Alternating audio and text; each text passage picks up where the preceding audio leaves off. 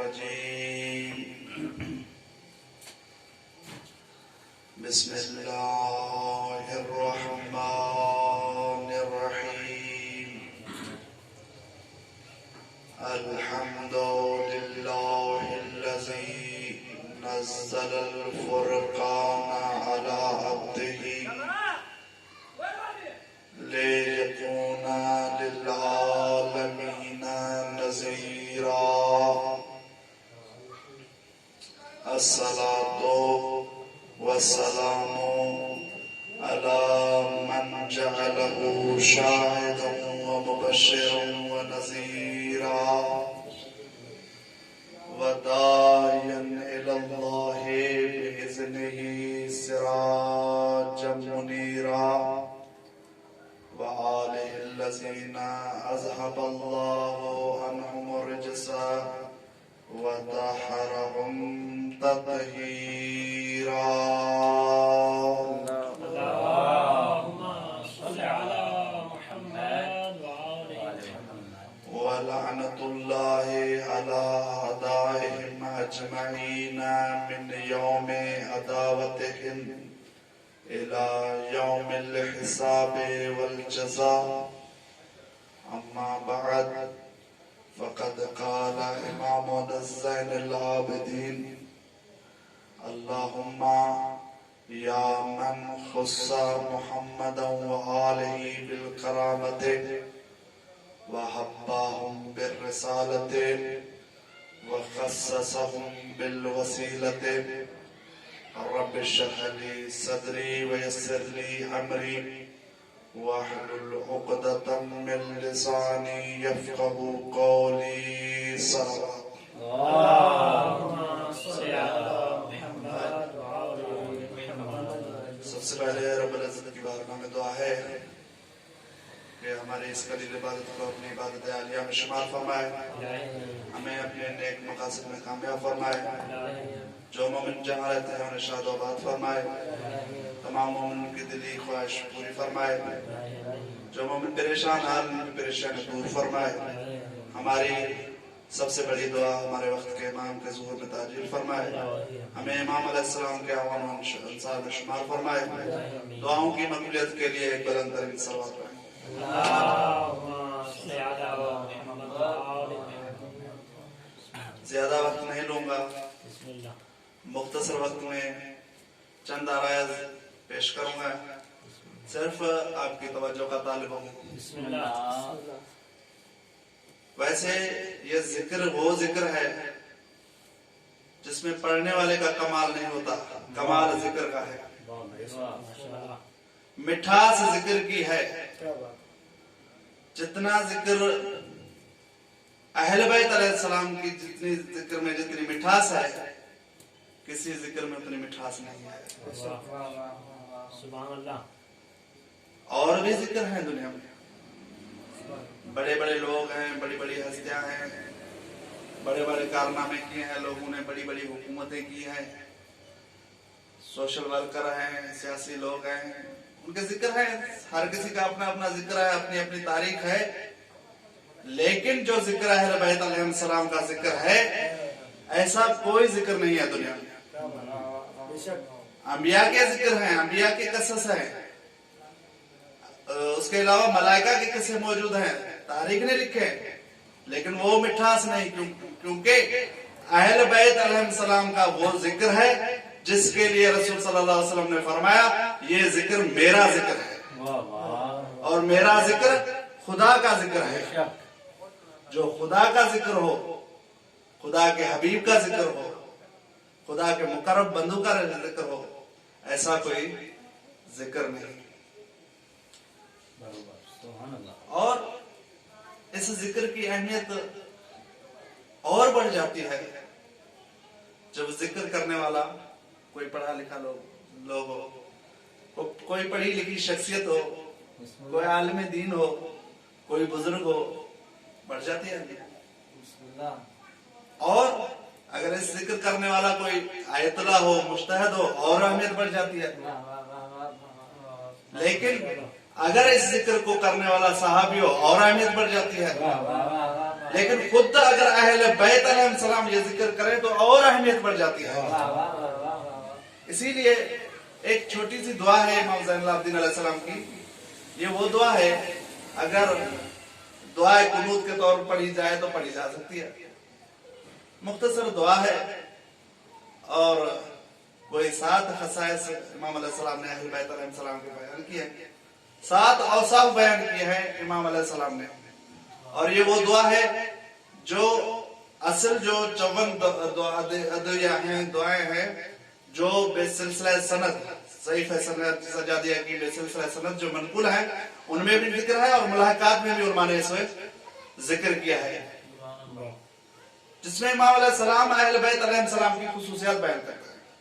اور امام علیہ السلام، اس سے پہلے کہ میں دعا پڑھاؤں، میں امام علیہ السلام کی زندگی کے بارے میں کچھ بیان کرنا چاہتا ہوں کہ امام علیہ السلام کا جو دور تھا تمام ائمہ میں سے سب سے سنگین دور تھا امام علیہ السلام کا. اتنا سخت دور تھا کہ اموی خلیفے تھے. اگر امام علیہ السلام طریقہ دعا اپناتے شاید شہید کر دیے جاتے. امام علیہ السلام کی زندگی کے سب سے بڑے 2 مقصد تھے. پہلا مقصد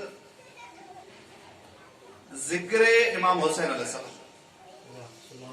امام حسین علیہ السلام کی اتنی عظیم بڑی قربانی، یہ قربانی آگے عوام تک منتقل ہو، یہ امام علیہ السلام کے اہداف میں تھا، جس کے لیے امام علیہ السلام نے باقاعدہ عزاداری کے پروگرام منعقد کروائے. امام علیہ السلام نے مجالس کے پروگرام رکھے تھے. ذاکر سے کہتے تھے کہ آپ ذکر کریں، مدح خوان سے کہتے تھے کہ آپ مرثیہ پڑھیں.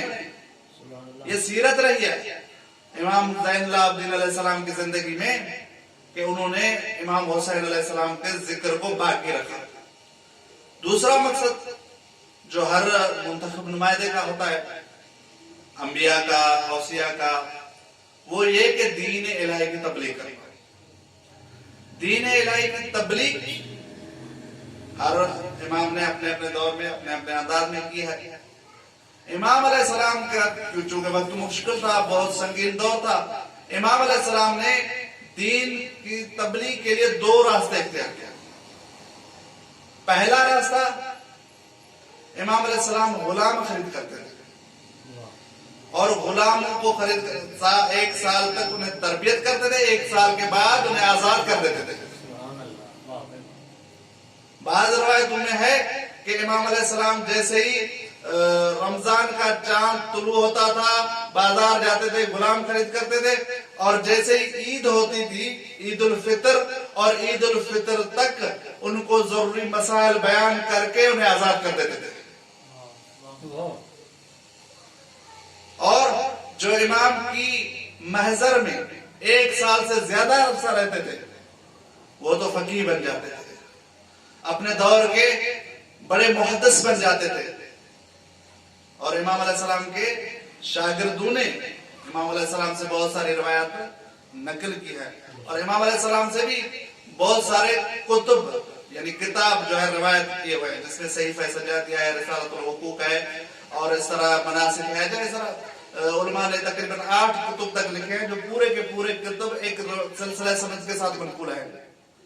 یہ امام علیہ السلام دین کی تبلیغ کی، اور اس دین کے جو اہم چیپٹر ہے وہ ہے اہل بیت علیہ السلام کی ہستیاں، ان کا کردار دین میں.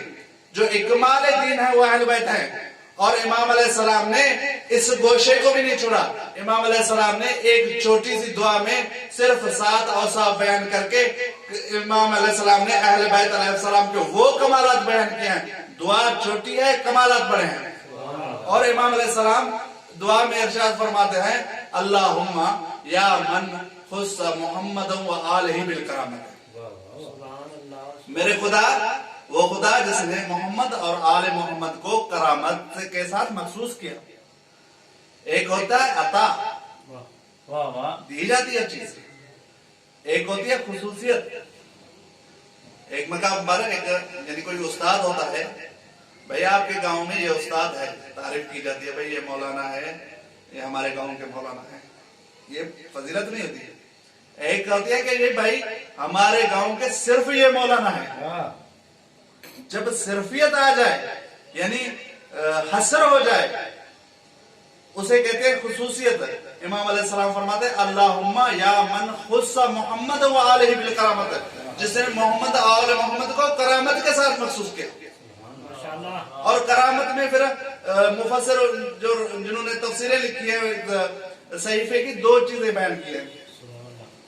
ایک تو کرامت سے وہ مانا یعنی کہ وہ جو معجزے کے مترادف ہوتی ہے. معجزہ اگر نبی دکھائے, امام دکھائے, دعویٰ کے مقابلے میں طلب کیا جائے, اگر وہ دکھایا جائے تو اسے معجزہ کہا جاتا ہے, جو معجزے کی اصطلاحی تعریف ہے.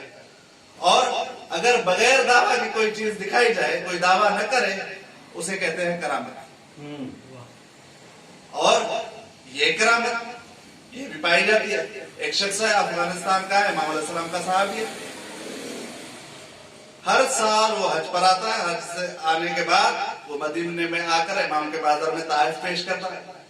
لیکن ہر سال جب بھی واپس گیا اس کی بیوی نے اس سے ایک ہی سوال کیا, تم جو اتنے تحفے لے کر جا رہے ہو امام نے تمہیں کیا دیا؟ وہ ہمیشہ سوال کرتی تھی. ایک مرتبہ جب وہ آئے, حج کیا, امام علیہ السلام کے محضر میں پیش ہوئے تو امام علیہ السلام نے اسے کہا کہ دسترخوان پر بیٹھے تھے, دسترخوان پر بٹھایا. کھانا کھانے کے بعد کہا, امام علیہ السلام نے اپنے خادم سے کہا کہ پانی اور تشت لاؤ. پانی اور تشت لایا گیا. امام علیہ السلام نے فرمایا کہ میں آج آپ کے ہاتھ دھلاتا ہوں. اس نے کہا کہ مولا میں آپ کا نوکر ہوں, میں آپ سے کیسے ہاتھ دوں؟ بڑے اصرار کے بعد اس نے مولا سے پانی لیا کہ مولا میں آپ کے ہاتھ دھلاتا ہوں. تو اس نے جب امام علیہ السلام کے ہاتھ دھلائے, بعض روایتوں میں ہے کہ امام علیہ السلام نے کہا کہ دیکھیں نیچے کیا ہے, تو انہوں نے دیکھا کہ نیچے جواہرات ہیں, بڑے بڑے قیمتی جواہرات ہیں. بعض نے اس کو 3 اسٹیپ میں بیان کیا. یعنی پہلی مرتبہ جب امام نے دکھایا کیا ہے, کہا کہ یہ عقیق ہے. دوسری مرتبہ دکھایا کیا ہے, یاقوت ہے. تیسری مرتبہ کیا ہے, کہا کہ یہ جواہرات ہیں. امام علیہ السلام نے وہ تشت دیا, کہا کہ یہ لے جاؤ, اپنی گھر والی سے کہنا کہ یہ امام کی طرف سے آپ کی طرف ہدیہ ہے. جب یہ لے کر آیا, اپنے گھر والی کو کہا کہ یہ امام آپ نے کہا تھا, تانا دیا تھا, امام نے آپ کو کیا تحفہ دیا, آج امام نے آپ کے لیے بھیجا ہے. جب اس نے دیکھا تو کتنا بڑا کریم امام, ہم نے تو یہاں بات کی تھی, امام نے وہاں سن لی. اس کے دل میں اشتیاق پیدا ہوا. اس نے کہا کہ خدا کا واسطہ اگر اگلی سال آپ حج پر جائیں تو مجھے ضرور لے جانا. جب اگلی سال یہ حج پر آئے اور حج کیا, حج سے جب وہ مدینے کی طرف جا رہے تھے, مدینے کے قریب پہنچے کہ اس کی بیوی بیمار پڑ گئی اور وہ موت واقع ہو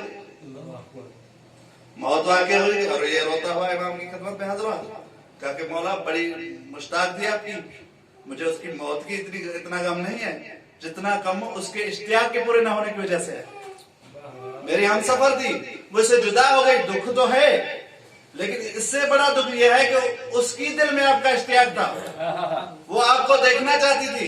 امام علیہ السلام نے 2 رکعت نماز پڑھی. نماز پڑھنے کے بعد امام علیہ السلام نے دعا مانگی, کہا کہ آپ اپنی بیوی کے پاس جائیں, وہ زندہ ہو گئی ہے. جب یہ واپس آئے, آپ نے خیمے میں آئے, دیکھا کہ بیوی بیٹھی ہے. پوچھا کیا ہوا, کہا کہ جب ملکل موت میرا روح لے کر آسمانوں کی طرف جا رہے تھے تو ایک نورانی شخصیت آئی, انہوں نے کہا ملکل موت کو کہ اسے چھوڑ دو, اور میں واپس آ گئی.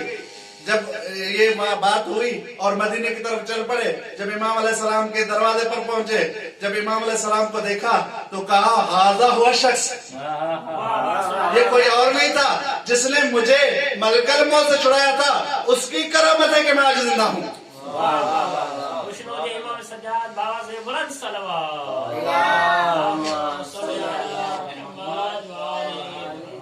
یہ کرامت ہے. جو شخص موت کے بعد اگر زندہ کر دے, یہ کرامت ہے. دوسری کرامت کی جو معنی, وہ جو انسان کی 4 اوصاف ہوتی ہے, کریم, سخی, شوم, لئیم, جو 4 صفتیں بیان کی جاتی ہے. یہ 4 صفتیں, ان میں 2 صفتیں جو ہے ممدوح ہے, 2 صفتیں مذموم ہیں. سب سے گری صفت وہ ہے, وہ شخص جس کے پاس مال ہو, न खुद खाए न दूसरे को खिलाए। यानी जो अपने माल को न खुद तसर्रुफ करे न दूसरे को दे, जिसके लिए इमाम अलैहिस्सलाम ने, इमाम अमीर मोमिनीन अलैहिस्सलाम फरमाते हैं, मुझे ताज्जुब होता है उस शख्स से जो जिंदगी फकीरों की गुजारता है और क़यामत के दिन हिसाब अमीरों का देगा। उसे सवाल अमीरों वाले किए जाएंगे। ये वो अशखास हैं, अब दुनिया में ऐसे अशखास मौजूद हैं, हमारे मुशाहिदों में गुजरे हैं, जो चप्पल तक नहीं पहनते, लाखों की मिल्कियत रखते हुए, करोड़ों रुपए रखते हुए। ये वो है जो न खुद खाते हैं न दूसरों को खिलाते हैं। एक वो और शख्स है जिसके पास करोड़ों की मिल्कियत है, खुद तो ऐसे ही उड़ा देते हैं, महल्ले में लोग भूखे सोए हुए हैं, दीवार के साथ दीवार है, साइड में फकीर सो रहे हैं, उन्होंने खाना नहीं खाया और इनके घर में एक खाने पर लाखों रुपए खर्च हो गए। और ये वो अशखास हैं जिनके लिए इमाम अलैहिस्सलाम फरमाए, तो इमाम फरमाते हैं, मैं लानत करता हूं उस शख्स पर जो पेट भर के सोए और जीरान उसका भूखा सो रहा हो। और इस लाइन पर इमाम ने काफी मरतबा लानत की है।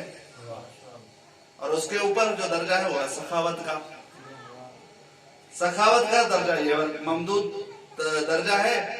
और ये जो दर्जा है इसकी मदह की गई है सखी की, और बड़ी तारीफें की गई है। जिसको जो वो है जो अपने माल से खुद भी तो खाता है, दूसरों को भी खिलाता है, जो अपने जीरान का ख्याल रखता है, अपने मोहल्ले वालों का ख्याल रखता है, अपने रिश्तेदारों का ख्याल रखता है, सबका ख्याल रखता है, खुद भी खाता है। उससे बढ़कर ये है जो सबसे आला किस्म है वो करीमी, जिसके लिए इमाम अलैहिस्सलाम फरमाते हैं, अल्लाहुम्मा या मन खुस्स मुहम्मद व आलिही बिल करामत। ये सबसे बड़ी सिफत है करीमी। जो वो अशखास होते हैं जो खुद 3-3 दिन तक प्यासे रहते हैं, लेकिन साइल को इतना दे देते हैं कि साइल कभी दूसरे दरवाजे पर जाता ही नहीं।